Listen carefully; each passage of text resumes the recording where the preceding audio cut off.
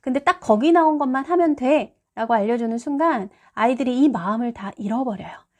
초등학생 때는 지식에 있어서 방황을 많이 할 때라고 저는 생각해요.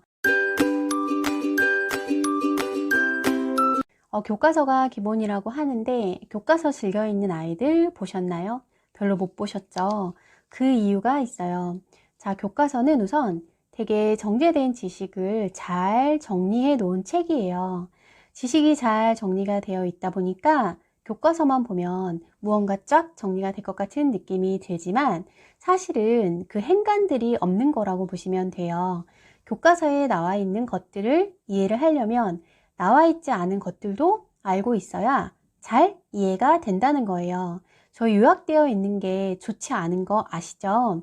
요약이 되어 있지 않은 산발적인 글들을 많이 읽어야 요약이 되어 있는 글도 이해가 되거든요. 이거랑 같은 맥락이고요. 또 교과서에 나와 있는 것들은 수많은 지식들을 과목으로 나누어서 잘 정리를 해놓다 보니까 이 자체로서는 좋지만 아이들의 삶하고 맥락이 연결되어 있지 않아요. 교육할 때 제일 중요한 게 뭐냐면 맥락이에요. 아이들 삶에서 연결선상에 다 있어야 되는 거거든요. 나중에는 저희가 그렇게 할 수는 없어요. 중학교 올라가면 시험도 당장 봐야 되고 또 더 많이 늘어난 과목, 그 과목에 나온 내용들이 아이들 삶의 맥락에서 다 벗어나 있는 것들이 많지만 그때는 그래도 저희가 공부를 해야 돼요. 시험이라는 게 있어서. 그런데 초등학생 때는 교과서가 기본이라는 말 때문에 거기에 있는 것만 너무 몰입하실 필요는 없어요. 조금 더 구체적으로 들어가 보면 자, 국어 교과서를 한번 생각해 볼게요. 자, 국어 교과서에 수록되어 있는 문학 작품들을 봤을 때 대부분 원전에서 일부분만 떼어다 교과서에 실는 거 아시죠?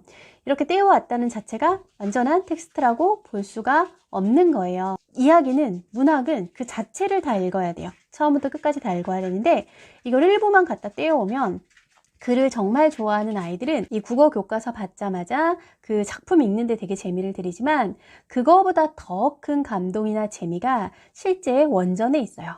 그리고 이렇게 떼어온다는 것 자체가 교육 목적으로 쓰기 위해서 학습 목표를 달성하기 위해서 텍스트를 떼어와서 그 학습 목표를 성취하기 위한 활동들을 계속해요. 그 자체로서 어떻게 보면은 문학 하나를 온전히 감상할 수 있게 도와주는 활동이 아닐 수도 있는 거예요. 사회과학도 마찬가지예요. 대표적으로 사회에서는 5학년 2학기 사회가 한국사 통사를 다루고 있는 거 아시죠?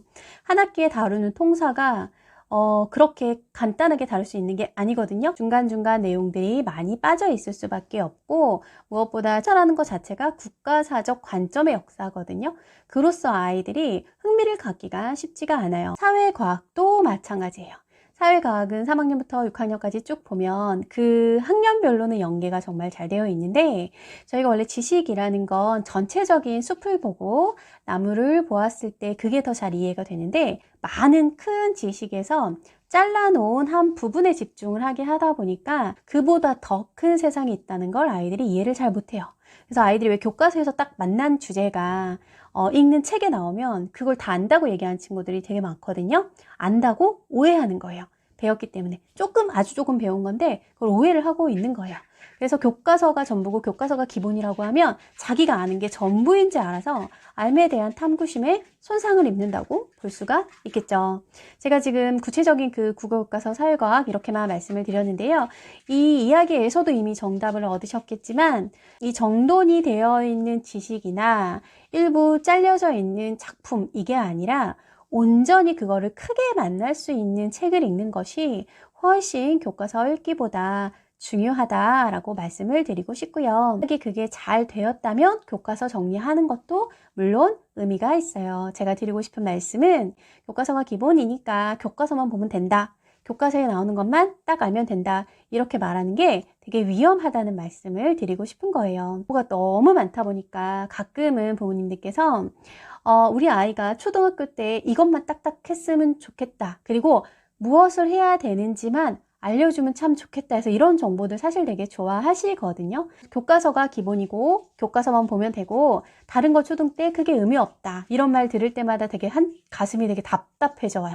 왜냐하면 아이들은 특히 초등학생 때에는 지식이 뭔지 이제 막 맛보는 시기인데요. 그 탐구심, 그리고 그거에 대해 더 알고 싶어지는 마음, 호기심, 관찰하고 싶은 마음, 이걸 가지고 있어야 아이들이 학년이 올라갈수록 공부에 대해서도 아주 크게 흥미를 떨어뜨리지 않고 계속 파고들 수가 있는 거거든요. 근데 딱 거기 나온 것만 하면 돼 라고 알려주는 순간 아이들이 이 마음을 다 잃어버려요. 초등학생 때는 지식에 있어서 방황을 많이 할 때라고 저는 생각해요. 자기 자신에 대해서도 마찬가지지만 이것저것 보고 느끼고 배우고 이때가 참 좋은 시기가 초등학생이잖아요. 오히려 초등학생 때는 이것저것 많이 해보고요. 시행착오도 겪고요. 그리고 학과 지식이랑 연결된 것만 저희가 살아가는데 필요한가요? 교과서에 나온 지식만 알고 있는 건 너무 슬픈 거예요. 저희 학창시절 생각해 보세요. 저희가 지금 교과서에서 배운 걸로 지금 세상을 살아가나요? 그렇지 않잖아요. 교과서보다 너무 큰 세상이 있어요.